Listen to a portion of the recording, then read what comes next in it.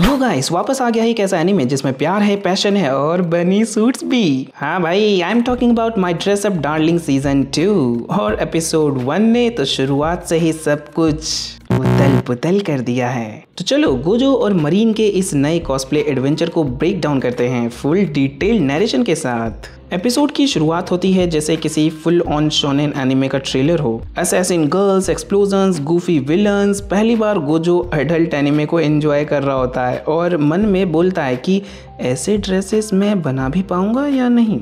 फिर scene shift होता है और फ्लैशबैक दिखाया जाता है। गोजो और मरीन 3rd फ्लोर में चुपके से एनिमे देखते हुए बात करते हैं। मरीन बोलती है, गोजो-कुन तुमने देखा सुकॉम, मतलब इतना मजेदार एनिमे मैंने आज तक नहीं देखा यार। तो गोजो कंफ्यूज होकर बोलता है, सुकॉम ये क्या होता है? तो मरीन एक्साइटेड होकर बोलती है, अरे यार सुक्योनो कंपनी, 3 असैसिन गर्ल्स सब बनी सूट्स में और उनका बॉस भी एकदम क्रेजी, लेकिन सबसे बेस्ट है आरिशा। कूल भी है, स्वीट भी है और थोड़ी सी डम भी, जस्ट लाइक मी। यहाँ पर marine first time adult anime से गोजो को इंट्रोड्यूस कर रही होती है। आगे मरीन बोलती है, गोजो-कुन मैं इस बार आरिशा का कॉस्प्ले करूंगी। एपिसोड 1 में उसका रिएक्शन देखना ना, what gives with this outfit, मैं वहीं गिर गई थी यार उसके लिए। इस पर गोजो बोलता है, बट बनी सूट्स थोड़ा रिवीलिंग नहीं लगता है? और मरीन इस पे आंख मारते हुए बोलती है, अरे यार इसीलिए तो इट्स परफेक्ट। तभी वहाँ पर एक लड़की मरीन को बोलने आती है और कहती है कि जल्दी नीचे आओ, हमको हैलोवीन कॉस्प्ले की तैयारी करनी है। और गोजो को बड़े ही सस्पिशियस नज़रों से देखती है। वापस से सीन शिफ्ट हो जाता है और गोजो का मैसेज आता है मरीन को कि एक काम करो, मेरे घर आ जाओ, मेरे घर पर कोई नहीं है। एंड मरीन इस बात को हिंट समझती है, बाकी तुम लोग समझ जाओ कि कौन सा हिंट। एंड मेट्रो में बैठकर वो ये सब सोच के एक्साइटेड हो ही रही होती है और जब वो उसके घर पहुंचती है तो गोजो अपने रूम में सैड होके बैठा हुआ होता है और कहता है कि मरीन सान, मैंने सूट तो रेडी कर लिया है लेकिन कुछ गड़बड़ हो गई है। इस पर मरीन बोलती है, हाँ क्या हुआ, फिटिंग में प्रॉब्लम है क्या? और मरीन का रिएक्शन देखकर साफ साफ पता चल रहा है कि उसके सारे अरमा पानी में डूब चुके हैं। वो बेचारी सोच कर आई थी कि इट्स अ होम डेट। अगले सीन में गोजो बोलता है कि सूट का टॉप बार बार नीचे गिरे जा रहा है, मुझे समझ ही नहीं आ रहा, मैंने सब एक्यूरेटली बनाया था। जिस पर मरीन बोलती है, मे बी क्लियर स्ट्रैप्स हम यूज़ कर सकते हैं जैसे स्विमिंग कॉस्ट्यूम में होता है, या फिर वी शेप कोट भी ले सकते हैं। इस पर गोजो बोलता है, पर एनिमे में तो स्ट्रैप्स दिखते ही नहीं है, सिलहट बिल्कुल स्मूथ है। जिस पर मरीन बोलती है, अरे बाबा एक काम करते हैं, दोनों ऑप्शन ट्राई करके देखते हैं। चलो अभी चलते हैं गोजो, मुझे स्ट्रैप्स चाहिए अभी के अभी।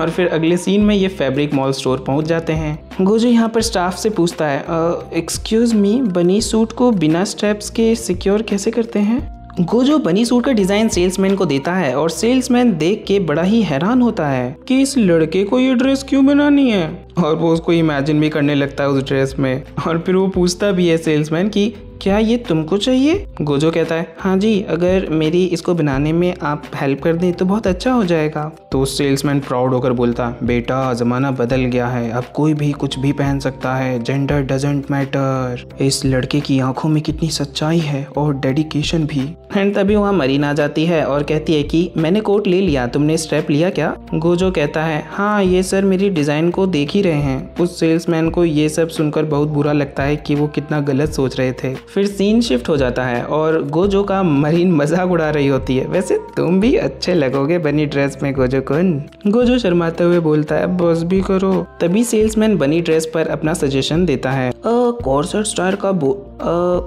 स्टाइल का बोनिंग ऐड करो, स्ट्रैप्स की जरूरत ही नहीं पड़ेगी। एनिमेशन में सिंप्लीफाई किया होता है, रियल लाइफ में स्ट्रक्चर स्ट्रॉन्ग होता है। एंड इस पर गोजो कहता है, ओह अब समझ आया, मैं कितना बड़ा बेवकूफ़ था, अब मुझे पूरी ड्रेस खोल कर सब कुछ फिक्स करना पड़ेगा। सॉरी मरीन सान, तुमको मैंने डिसअपॉइंट किया। मरीन बड़ी कैजुअली बोलती है, डिसअपॉइंट वो क्या होता है? और फिर हंसते हुए कहती है, मुझे लगता है तुम्हें अपनी गलतियों का मजा भी लेना चाहिए। एंड यहाँ पर इंग्लिश सबटाइटल में ओरिजिनली मरीन कहती है कि I believe that you should be able to enjoy your mistakes too।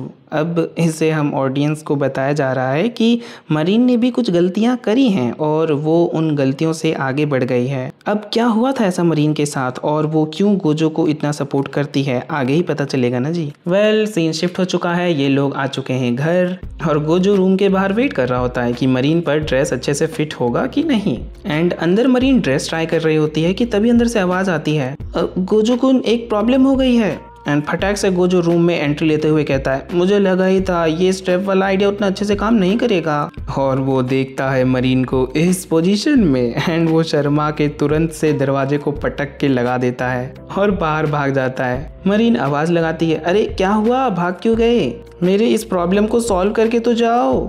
Next scene में बनी सूट फोटोशूट स्टूडियो में करने के लिए गोजो और मरीन आते हैं एंड मरीन पोज करते हुए कहती है, तड़ा गोजो कुन देखो वी शेप टेल कोट कितना कूल लग रहा है ना, मुझे लग रहा है मैं अडल्ट हो गई हूँ। तो गोजो यहाँ पर बोलता है, तुम बहुत अच्छी लग रही हो। बट गोजो का सारा ध्यान एकदम से उसकी थाइस पर जाता है और उसका मन बहकने लगता है। जैसे जैसे मरीन पोज करने लगती है वो और हॉर्नी होने लगता है। गोजो शर्माते हुए कहता है, ये क्या तुमने नीचे कुछ पहना है? मरीन बोलती है, ये जो ब्लैक स्टॉकिंग्स के नीचे स्किन दिख रहा है ना, एक्चुअली वो स्किन कलर टाइट्स हैं। फिर गोजो बोलता है, मतलब तुम्हारे रियल लेग्स नहीं दिख रहे राइट? मरीन कहती है, गच्चा। बेचारा गोजो भाई का मन कंट्रोल करना मुश्किल हो गया था। दिल बोल रहा था, कॉन्सेंट्रेट भाई कॉन्सेंट्रेट। अगले सीन में हेलोवीन पार्टी में सब मज़े कर रहे होते हैं, कैरियोकेस, फोटोज, खाना पीना, फुल मस्ती। बट गोजो यहाँ फुल बनी ड्रेस पहनकर आया होता है और मरीन के साथ सबकी फ़ोटो वीडियोस वगैरह बना रहा होता है।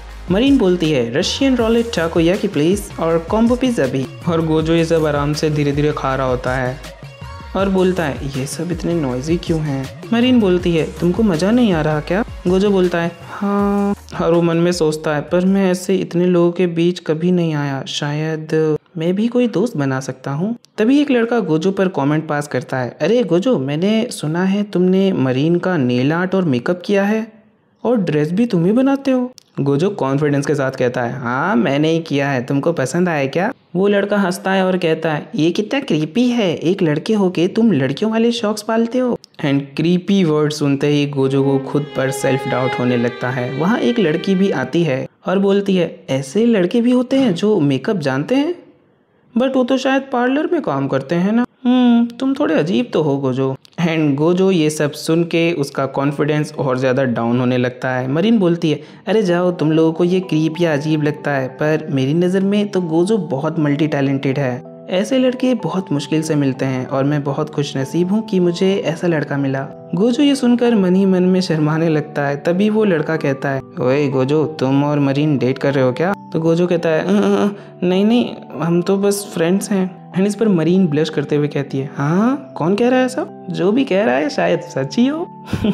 लो भाई, वो सवाल आ ही गया जिसने गोजो का दिमाग हिला दिया और मरीन का तो फेस टोमेटो बन गया था, टोमेटोर। यहीं पर ये एपिसोड खत्म हो गया एंड नेक्स्ट एपिसोड में क्या होगा वो जानने के लिए चैनल को सब्सक्राइब कर लेना और वीडियो पसंद आई तो लाइक करके जाना। See you in the next video.